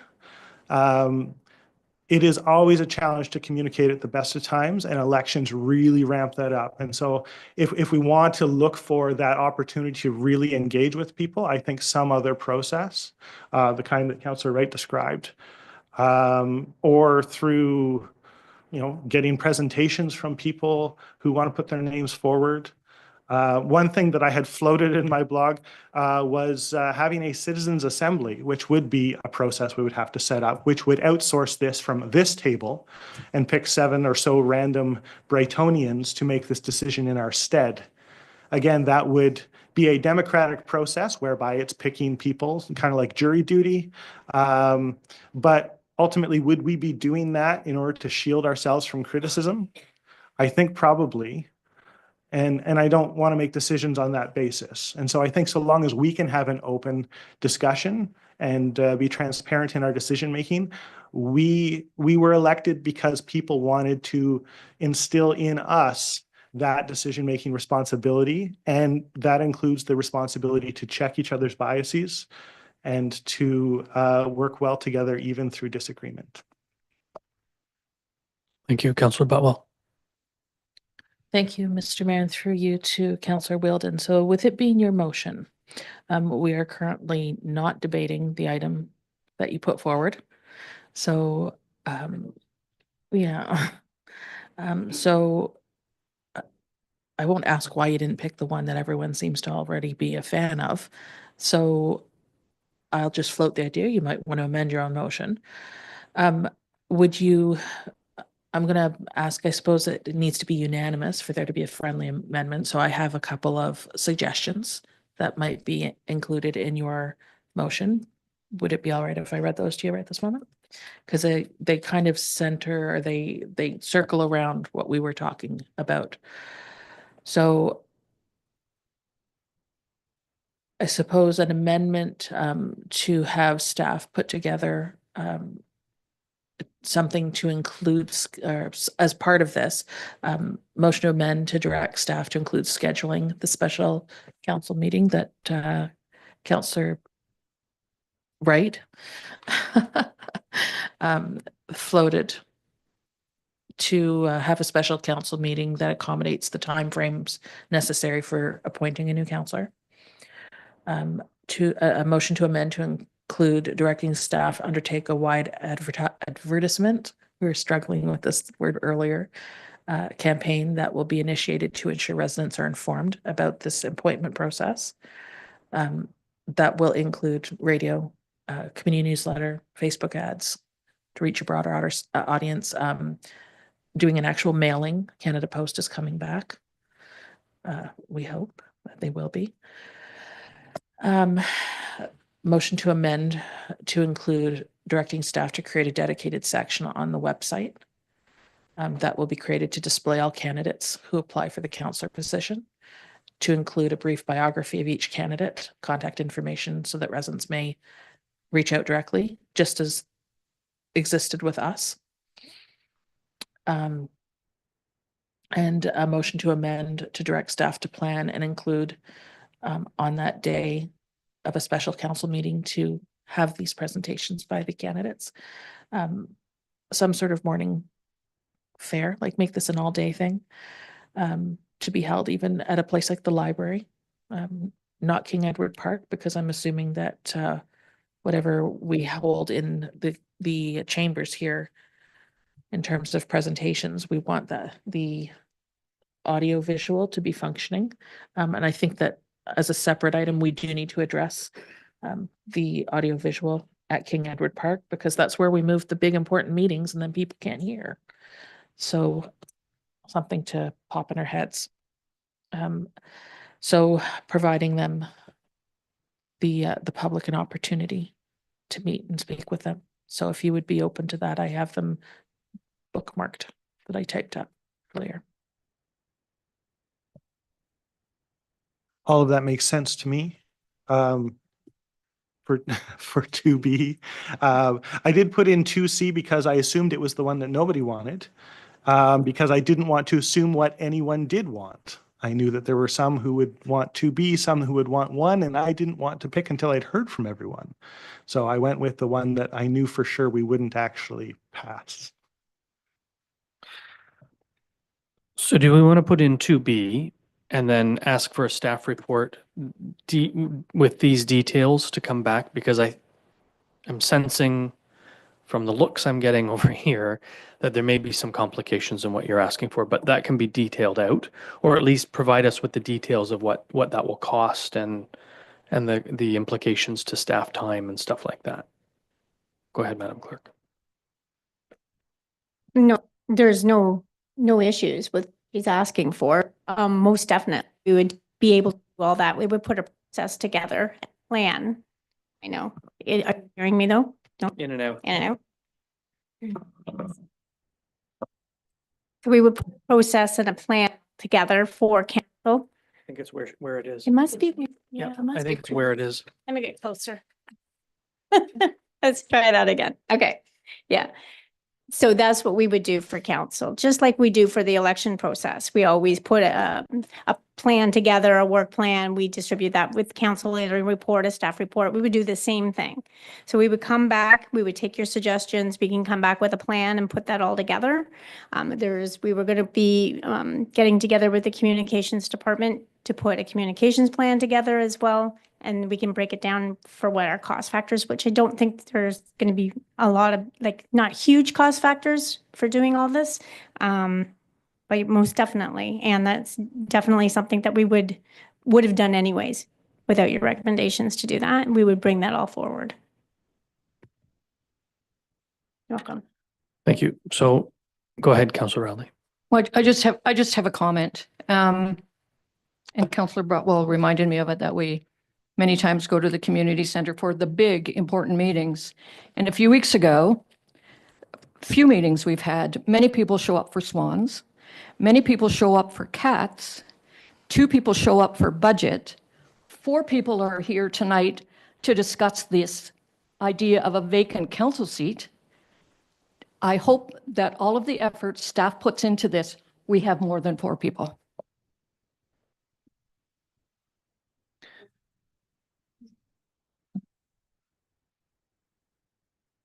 We did have 4. She left about 4 minutes ago.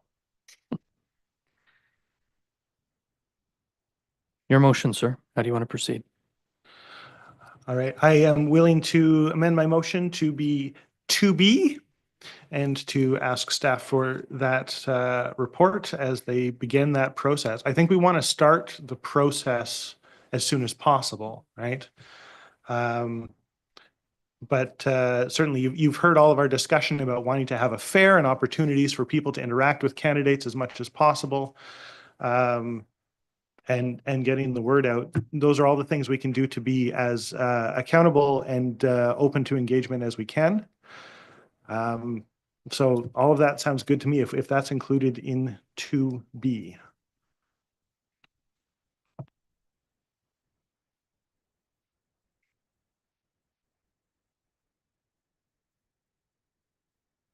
I say this too often, Jeff, not to put words in your mouth, but and direct staff to provide a report on the process for an open, transparent, and accountable application process. Is that fair? Rather than detailing all the things out, but if you would please, Councillor Butwell, provide that information to the clerk's office so they can help incorporate it, as much of that as they can, into their report, and with the impacts that all those things will have, so that council can have the information, make a decision, whatever we need to do. Anything further on the motion that is now reading 2B and a direction to staff for report? Councillor Butwell. Thank you, Mr. Mayor, and to the clerk. I did have one note here. I wanted to know, do we need to waive the procedural bylaw to allow for all of the correspondence that comes in through the clerk's office on our agendas? So when we get correspondence that comes through, if people are emailing in everything, applications, is that going to come through on a council, on an agenda for one of our meetings? Is there a limit to? Specific to this process. Is that what you mean? Specific to this process, yes. There is no limit for correspondence. I know that I did speak with the deputy clerk earlier and she didn't think there was, and I did warn her that. We only have a limit for delegations and presentations, not for correspondence items. Okay. All right, thank you. Anything further from members of council? Councillor Rowley. Looking at a timeline, I don't want to put pressure on staff. You have much to do. And we are getting into the holidays. I expect we won't be seeing this until early January. So I guess I can just wipe the slate for any social functions in January. We'll be busy here.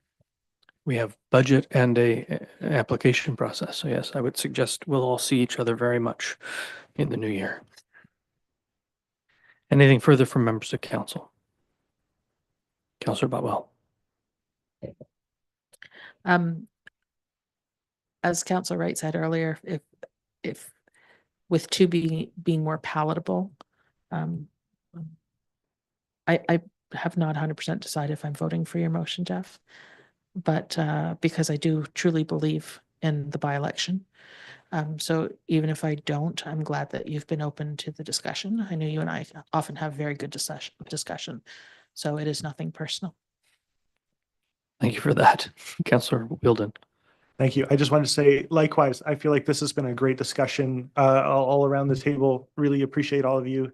I do feel like we have sort of come together on what's most important to us, that transparency, accountability, openness. As long as those guide us, I think we can't really go wrong. Thank you. Anything further from members of council? As I Recorded have vote, said, please. when we get there, I have a statement, and then I'll get to your recorded vote. As I have said before, I'm extremely sorry we even have to be here. It was a sad day when we lost Councillor Fredis. It was a sad day on Saturday when we said goodbye. It's sad to me that we're having to have this conversation, just generally. And I will say to anyone listening who's interested in applying when that time comes, you have pretty big boots to fill.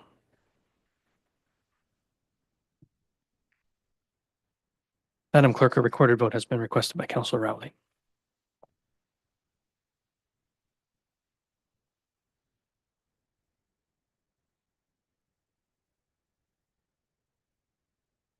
Councillor Emily Rowley, Yes. Councillor Jeff Wheeldon, Yes. Councillor Bobby Wright, Yes. Deputy Mayor Ron Anderson, Yes. Councillor Ann Butwell, No. Mayor Brian Ostrander, Yes, and that's carried. thank you.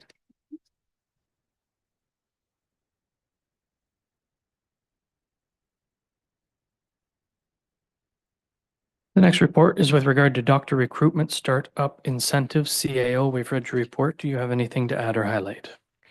Through you, Mr. Mayor, I just want to note, as indicated in the report, but just to be clear, we have the current program that was established by council some time ago. We have the retention program that was deferred to budget, which you will see coming forward during the budget process. And this is something different, being the incentive program. I'm very aware of the information that's coming into council and the doctor recruitment strategies that are happening across the province and the challenges that we face. We are recommending that we put some money in the budget because I understand historically there was some money provided to a former physician. I'm not sure whether it came to council, but it was approved, speaking with Paula Mason. So I wanted to make sure that council was aware and that council had the opportunity to provide approval for this amount up to a maximum of $10,000. I also reached out to the acting CAO in Quinte West, and I'm not sure, it's been a recent transition, so just to understand whether or not they're being requested to do the same. And when speaking with him, he wasn't sure that they were. So I want to be sure as well that those doctors or physicians that are coming where we have historically shared in the cost with Quinte West, if that was a situation that we would have that same relationship with this one. So we are watching it, and I'm very mindful that there may be a better way moving forward, but in the meantime, the recommendation is that we approve this amount so that we're able to continue to provide these incentives, as I know that's something that's important to council. Thank you, CAO. I have a motion moved by Councillor Butwell, seconded by Deputy Mayor Anderson, that council direct staff to allocate an additional $50,000 in the 2025 budget for the purpose of offering a one-time incentive for moving and/or startup expenses to assist in securing new doctors in Brighton. Is there any discussion? Councillor Wheeldon. Thank you. I noticed something in the report that indicated that there are other ways to support doctors. And I know around the time that I had been hearing about the program in Norwood, Mayor Ostrander mentioned it in a council meeting, that it seems to me that a lot of the things that doctors struggle with is actually just the overhead of running a business rather than just serving patients. And so that model in Norwood really stuck out to me because effectively the municipality runs the office and the doctors can be doctors. We happen to own the office. And so that is something that I want to suggest we consider in the future. For now, I have no quarrels with this. Thank you for that. And I concur. I think there's different, better ways of doing the business we do. And I think we need to dig into those from out of the box or borrowing someone else's out of the box ideas even. Anything further from members of council? Councillor Rowley. Thank you. So I guess I will wait for our budget binder to see what the total cost and the total dollars will be as far as physician recruitment and retention. Thank you. Anything further from members of council? All those in favor? Being none opposed, that motion is carried. Next report is the CAO ongoing report and capital projects update. CAO, do you have anything to add or highlight? No, Mr. Mayor, not at this time. I have a motion moved by Councillor Rowley, seconded by Councillor Wheeldon, that council receive the CAO ongoing report and capital projects update as information. Is there any discussion? Councillor Wheeldon. I just want to express my appreciation for getting this on a regular basis. It is always good to know because sometimes we get emails saying, hey, whatever happened to that thing? And I think, oh yeah, we passed that thing, didn't we? Now I always know. So thank you. I see that thing here, right here. Yeah, thank you. And anything further from members of council? Those in favor? There being none opposed, that motion is carried.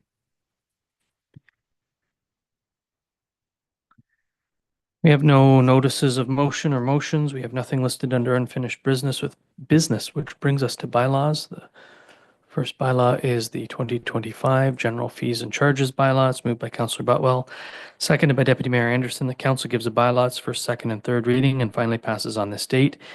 Being a bylaw to establish 2025 General Fees and Charges for the Municipality of Brighton effective January 1st, 2025.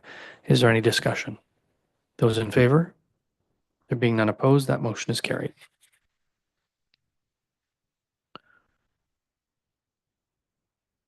Next bylaw is the 2025 Planning Building Fees and Charges bylaw. It is moved by Councillor Butwell, seconded by Deputy Mayor Anderson, that council gives a bylaw its first, second, and third reading and finally passes on this date. Being a bylaw to establish 2025 Planning and Building Fees and Charges for the Municipality of Brighton effective January 1st, 2025. Is there any discussion? Those in favor? There being none opposed, that motion is carried.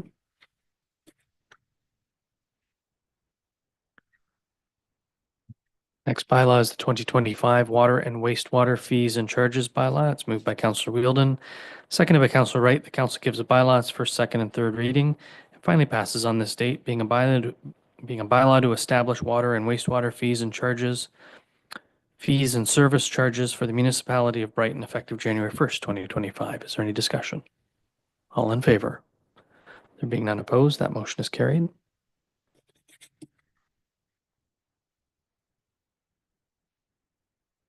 Next is a bylaw to delegate authority for sale of land in Sharp Road. It's moved by Councillor Rowley, seconded by Councillor Wheeldon, that council gives a bylaw its first, second, and third reading and finally passes on this date. Being a bylaw to provide for the delegation of administrative signing authority by council for the purposes of sale of municipal land within the industrial park on Sharp Road. Is there any discussion? All in favor? Any opposed? The motion is carried.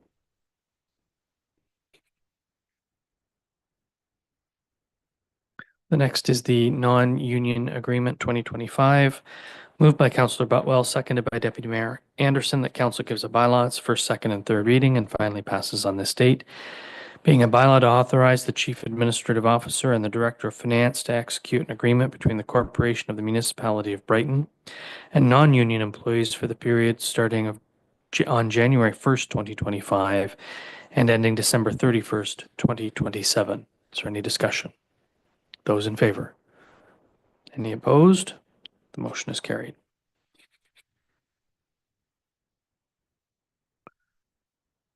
Next bylaw is with regard to the agreement with Dacra Tech. It's moved by Councillor Wright, seconded by Councillor Wheeldon. The council gives a bylaw its first, second, and third reading and finally passes on this date. Being a bylaw to authorize the mayor and the clerk to execute a software as a service agreement between the Corporation of the Municipality of Brighton and Dacra Tech Inc. regarding use of case management software primarily employed in an automated speed enforcement program. Is there any discussion? All in favor? There being none opposed, that motion is carried. We have no reports or minutes of advisory committees of council or review teams. We have no reports or minutes of statutory committees, boards, or external agencies, which brings us to correspondence. Direction items, endorsements, communications, and petitions. The first comes from the Eastern Ontario Wardens Caucus, and it is moved by Councillor Wheeldon and seconded by Councillor Rowley that council support the resolution from the Eastern Ontario Wardens Caucus regarding calling for investment in municipal infrastructure for Eastern Ontario's small and rural communities. Whereas Eastern Ontario's small rural municipalities face insurmountable challenges to fund both new growth-related infrastructure and ongoing maintenance of their capital assets, including local roads and bridges, clean water, wastewater, waste facilities, and municipally owned buildings, including recreational facilities and libraries. And whereas the Federation of Canadian Municipalities has calculated that municipal governments across Canada are responsible for approximately 60% of public infrastructure that supports our economy and quality of life, but only receive 10 cents of every tax dollar. And whereas the Eastern Ontario Wardens Caucus region's capital infrastructure deficit has increased by 58% since 2011 and is now at $6 billion and growing. And whereas in 2018, the Ontario government mandated all Ontario municipalities to develop and fully fund capital asset management plans by July 2025. And whereas the EOWC has released a regional municipal infrastructure policy paper showing key infrastructure data, opportunities and challenges in small rural municipalities across Eastern Ontario. And whereas Eastern Ontario is a growing economy that can grow more with sustainable, innovative infrastructure partnerships and investments from the federal and Ontario governments. And whereas the infrastructure deficit for small rural municipalities cannot be adequately addressed through property tax revenue, restricted municipal borrowing capacity, and municipalities' limited ability to generate revenue.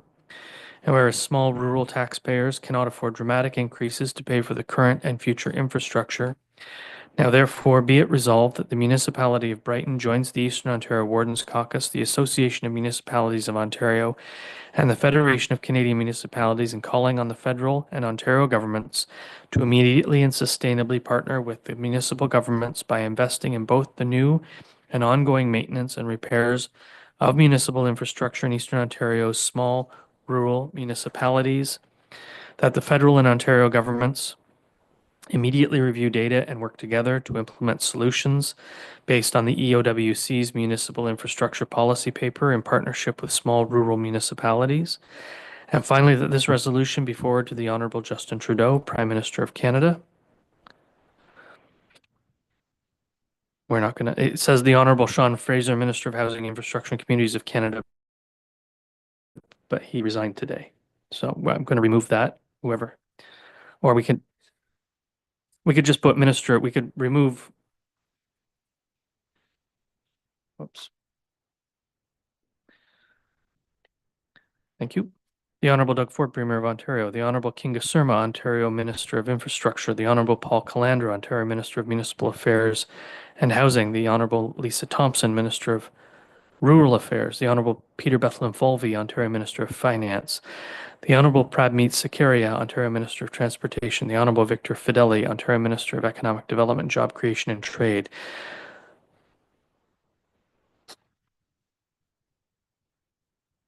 Mr. Philip Lawrence, MP. The Honorable David Piccini, MPP. Federation of Canadian Municipalities. Association of Municipalities of Ontario.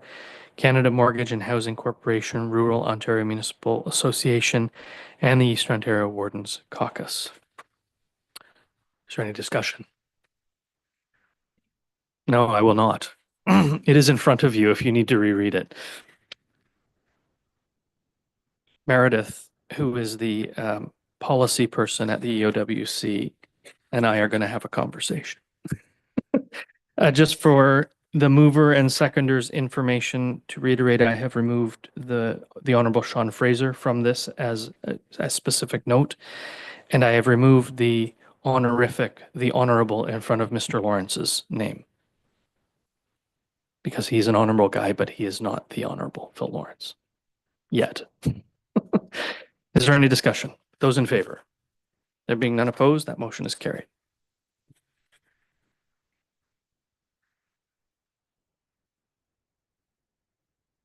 One other one, good. I'll be all right. The next one comes from the Regional Municipality of York, a motion to request the redistribution of provincial land transfer taxes. It's moved by Councillor Rowley and seconded by Councillor Wheeldon. The council support the Regional Municipality of York motion to request the redistribution of the provincial land transfer tax and GST to municipalities for sustainable infrastructure funding. Whereas municipalities face growing infrastructure needs, including roads, bridges, public transit, water systems, and other critical services which are essential to community well-being and economic development. And whereas the current sources of municipal revenue, including property taxes and user fees, are insufficient to meet these increasing demands for infrastructure investment. And whereas the province of Ontario currently collects the land transfer tax on property transactions in municipalities across the province, generating significant revenue that is not directly shared with the municipality. And whereas the federal government collects the goods and services tax on property transactions, a portion of which could be directed to municipalities to address local infrastructure needs. And whereas redistributing a portion of the provincial land transfer tax and GST to municipalities would provide a predictable and sustainable source of funding for local infrastructure projects without creating a new tax burden on residents or home buyers. And whereas a redistribution of a portion of the existing land transfer tax and GST would allow municipalities to better plan and invest in long-term infrastructure initiatives, supporting local economic growth and improving the quality of life for residents. Now therefore be it resolved that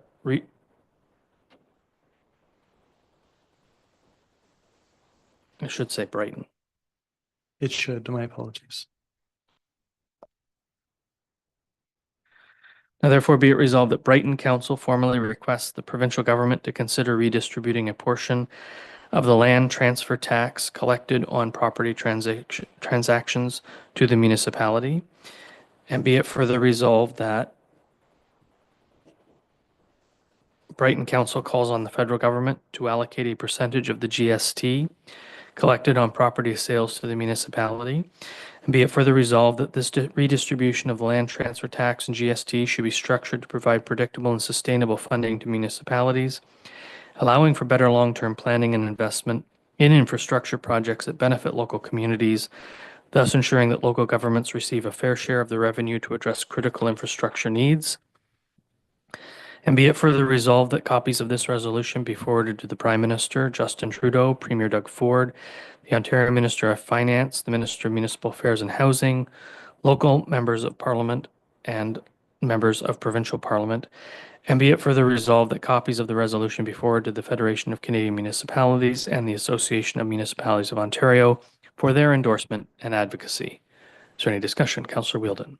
Thank you for reading all of that twice because the two motions are almost identical. And this is not the second or even third time that we've passed motions in support of things like this coming from other places. AMO has had a multi-year advocacy campaign along these lines, and so has FCM. So it's not just us that is struggling, it's every municipality in the country. And so the more we say it and the louder we say it, the better. Whether or not it's making a difference, I don't know, but I'm going to keep saying it. So thank you all. Thank you, Councillor Wheeldon. Is there any other discussion? All in favor? Being none opposed, that motion is carried.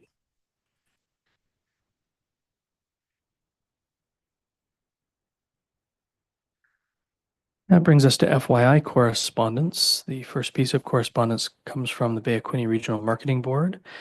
I have a motion moved by Councillor Butwell, seconded by Deputy Mayor Anderson, that Council receive the Bay of Quinte Regional Marketing Board highlights for fall of 2024. Is there any discussion? All in favor? Being none opposed, that motion is carried. And the next is the Northumberland County updates, December 9th to the 20th. With a motion moved by Councillor Butwell, seconded by Deputy Mayor Anderson, the Council received the Northumberland County updates December 9th to December 20th, 2024 as information. Is there any discussion? All in favor? There being none opposed, that motion is carried. Brings us to question period. If anyone has a question on with anything that appeared on this evening's agenda, you may step forward to the microphone. There are none noted. There's no one on Zoom, correct? That brings us to a motion to proceed into closed session. I'm advised by the clerk that when we come out of the closed session, we will endeavor to stream on YouTube again. So we have a new system that will hopefully allow us to provide people with the information that we are able to when we come out of the closed session in a more open, transparent, and accountable way. It is moved by Councillor Butwell, seconded by Deputy Mayor Anderson, that Council resolve itself. I will go into I will call a recess for about 10 minutes after I've read the motion. It's moved by Councillor Butwell, seconded by Deputy Mayor Anderson, that Council resolve itself into closed session December 16th, 2024 at 8:26 p.m. Pursuant to the Ontario Municipal Act, RSO 2001 as amended, subsection 239(2)B, personal matters about an identifiable individual, including municipal employee and local board employees, appointments of members to advisory committees, and D, labor relations or employee negotiations, staff complement review. Is there any discussion? All those in favor? That motion is carried. It is 8:27 p.m. We will take a 7-minute recess and return to 8.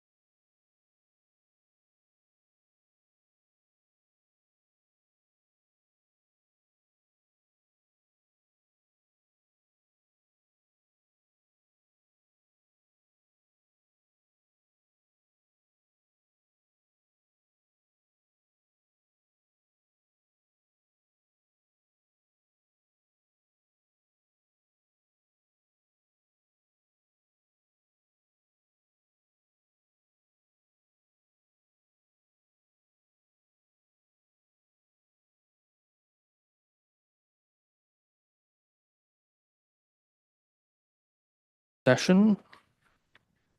Give staff a moment to transition back into the open.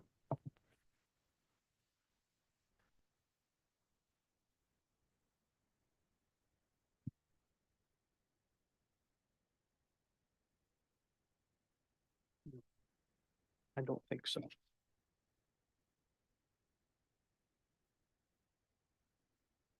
That one.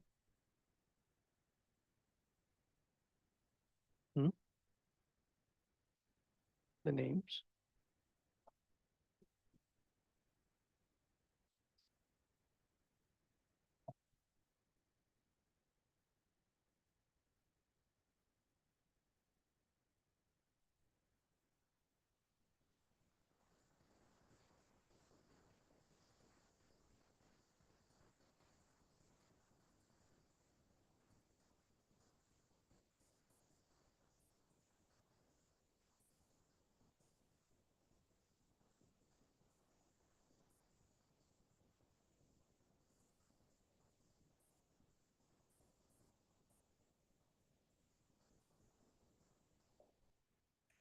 Moved by Counselor Wright, seconded by Counselor Wheeldon, that council rise and report from closed session December 16th, 2024 at 9:15 PM.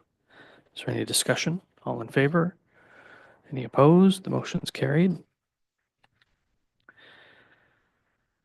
Council met in closed session to consider matters it is permitted to do so under the Municipal Act and as listed on today's council agenda and the closed session resolution.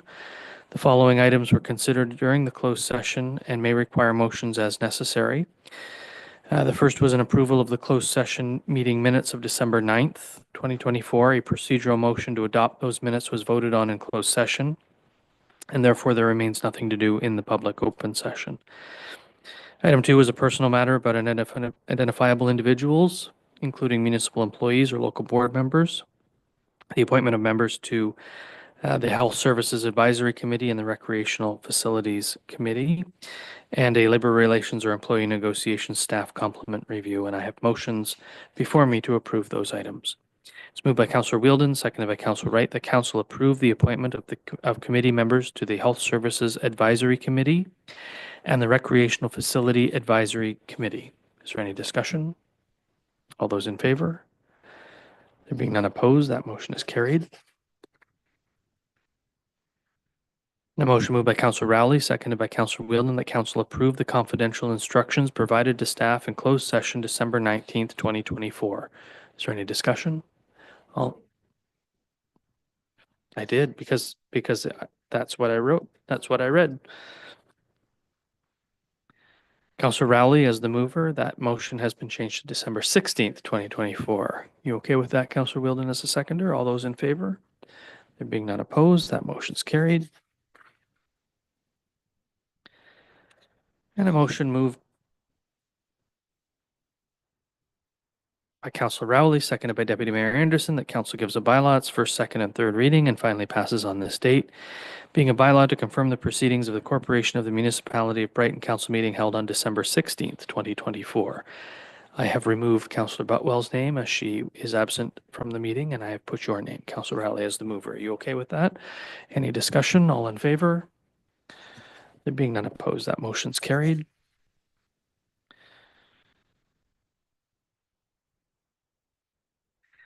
And a motion moved by Councillor Wheeldon, seconded by Deputy Mayor Anderson, that the December 16th, 2024 council meeting adjourn at 9:16 p.m.